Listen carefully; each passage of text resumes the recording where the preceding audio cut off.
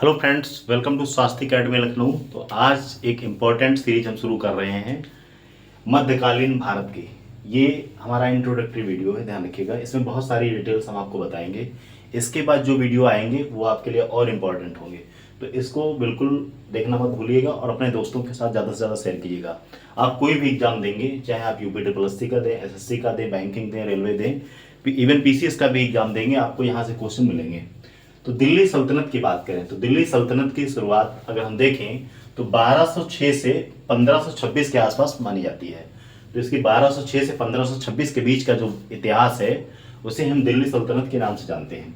अगर बात करें दिल्ली सल्तनत में कौन कौन सी डायनेस्टी हुई, तो पहला गुलाम वंश। गुलाम यानी कि मामलूक वंश भी इसको हम कहते हैं, ध्यान रखिएगा। गुलाम वंश, खिलजी वंश, तुगलक वंश, सैयद लोदी। गुलाम, खिलजी, सैयद, तुगलक, लोदी, GKTSLM। ध्यान रखिएगा, इसका सीक्वेंस याद रखिएगा। गुलाम, खिलजी, तुगलक, सैयद, लोदी। इसका टाइम पीरियड भी ध्यान रखिएगा। 1206 से 1290 तक ये गुलाम वंश रहा। उसके बाद खिलजी वंश अगर बात करें तो ये 1290 से लगा करके 1320 तक रहा। सबसे कम समय तक शासन अगर किसी वंश ने किया है तो ध्यान रखिएगा, ये आपका खिलजी वंश है दिल्ली सल्तनत में, और 30 वर्ष तक। क्वेश्चन पूछा जाता है कि दिल्ली सल्तनत पर सबसे कम समय तक शासन किस डायनेस्टी ने किया, तो खिलजी वंश हो जाएगा। कितने साल? लगभग 30 वर्ष। अगला है तुगलक वंश। ध्यान रखिएगा, तुगलक वंश ने दिल्ली सल्तनत पे सबसे अधिक वर्ष तक शासन किया। कितने वर्ष? लगभग 94 वर्ष। ध्यान रखिएगा, कब से कब तक? 1320 से 1414 तक। अगला है सैयद वंश। ध्यान रखिएगा, सैयद वंश ये 1414 से लगा करके 1451 तक रहेगा। बाकी इसके बाद में डिटेल वीडियो में इस पे लेके आएंगे।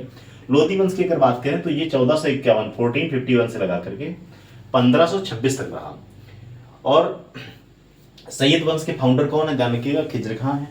आगे कमेंट सेक्शन में आप बता सकते हैं लोधी वंश के फाउंडर कौन है। अब अगर बात करें गुलाम वंश, तो गुलाम वंश में कुल कितने शासक हुए? 11 शासक हुए। इंपॉर्टेंट है, ध्यान रखिएगा। एक बार इसकी क्रोनोलॉजी ध्यान रख लीजिएगा। गुलाम वंश को मामलूक वंश भी कहते हैं, ध्यान रखिएगा। मामलूक नाम इसको किसने दिया? तो इतिहासकार हबीबुल्लाह ने इसे मामलूक वंश कहा। मामलूक का मतलब क्या होता है कि स्वतंत्र माता और स्वतंत्र पिता से उत्पन्न संतान जो होती है उसे मामलूक कहते हैं, ध्यान रखिए। अब अगर बात करें इसमें गुलाम वंश में कौन कौन से रूलर हुए, तो पहला जो था कुतुबुद्दीन ऐबक, इसे गुलाम वंश का फाउंडर भी कहते हैं। लेकिन जब क्वेश्चन पूछेगा रियल फाउंडर ऑफ गुलाम वंश कौन है, वास्तविक संस्थापक, तो उसका आंसर आपका होगा इल्तुतमिश। कुतुबुद्दीन ऐबक का कार्यकाल कब से कब तक रहा, तो 1206 से 1210 तक रहा। उसके बाद आते हैं आराम शाह, 1210 से 1211, लगभग 1 वर्ष का शासनकाल रहा। उसके बाद आते हैं इल्तुतमिश। इंपॉर्टेंट है, ध्यान रखिएगा, डिटेल वीडियो में पढ़ेंगे मैं इसको आगे। 1211 से 1236 के आसपास इनका शासनकाल रहा, और इन्हें ही गुलाम वंश का वास्तविक संस्थापक के नाम से जाना जाता है।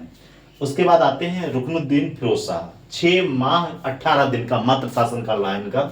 उसके बाद आती है रजिया सुल्ताना। इंपॉर्टेंट है, ध्यान रखिएगा, इसके बारे में हम सेपरेट वीडियो लेके आएंगे।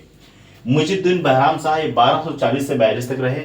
उसके बाद अलाउद्दीन मसूद शाह आते हैं 1242 से 1246। सबका ईयर नहीं आपको याद रखना, लेकिन जैसे कुतुबुद्दीन ऐबक हो गए, इल्तुतमिश हो गए, रजिया हो गई या बलबन हो गए, इनका याद रखना है। तो रजिया सुल्तान के बाद आते हैं मुइजुद्दीन बहराम शाह। उसके बाद आते हैं अलाउद्दीन मसूद शाह। उसके बाद आते हैं नासरुद्दीन महमूद। उसके बाद आते हैं बलबन, मोस्ट इंपॉर्टेंट है। उसके बाद आते हैं कैकुबाद, फिर आते हैं क्यूमर्स। क्यूमर्स जो है इस वंश का अंतिम रूलर था। इंपॉर्टेंट है, ध्यान रखिएगा।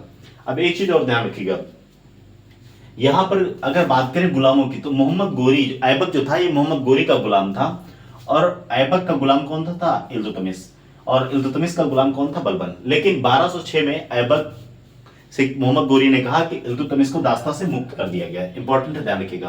क्वेश्चन एक पूछा जाता है कि गुलामों का गुलाम किसे कहा गया, तो इल्तुतमिश को गुलामों का गुलाम कहा जाता है। ध्यान रखिएगा, ऐबक से संबंधित 2 क्वेश्चन बनते हैं कि वो कौन सा रूलर था जिसने मलिक एवं सिपह सलार की उपाधि ली थी। तो ऐबक स्वतंत्र रूप से शासन नहीं करता था, वो मोहम्मद गोरी के प्रतिनिधि के रूप में शासन करता था, इसलिए उसने मलिक एवं सिपह सलार की उपाधि ली थी। तो इस वीडियो में इतना ही। ध्यान रखिएगा, जो मैंने क्रोनोलॉजी आपको बताई है उस पर फोकस करिएगा। जैसे मैंने कहा गुलाम वंश 1206 से 1290 तक। आपको मैं एक ट्रिक बता देता हूँ, GKTSLM, गुलाम, खिलजी, GKT, फिर उसके बाद आएगा तुगलक, फिर S सैयद आएगा, फिर लोधी आएगा। तो ध्यान रखिएगा, सीक्वेंस आपको कभी एग्जाम में आपको दे देगा, पूछेगा, तो वहां पर आपका काम आएगा। इसमें जो मैंने चीजें बताई है उसको देखिएगा। अगर आपका कोई कमेंट सेक्शन में डाउट है तो उस पर पूछिएगा। कमेंट सेक्शन में आप बताइएगा लोधी वंश का फाउंडर किसे कहते हैं। और बाकी अगला वीडियो हमारा आएगा कुतुबुद्दीन ऐबक पर। Thank you very much.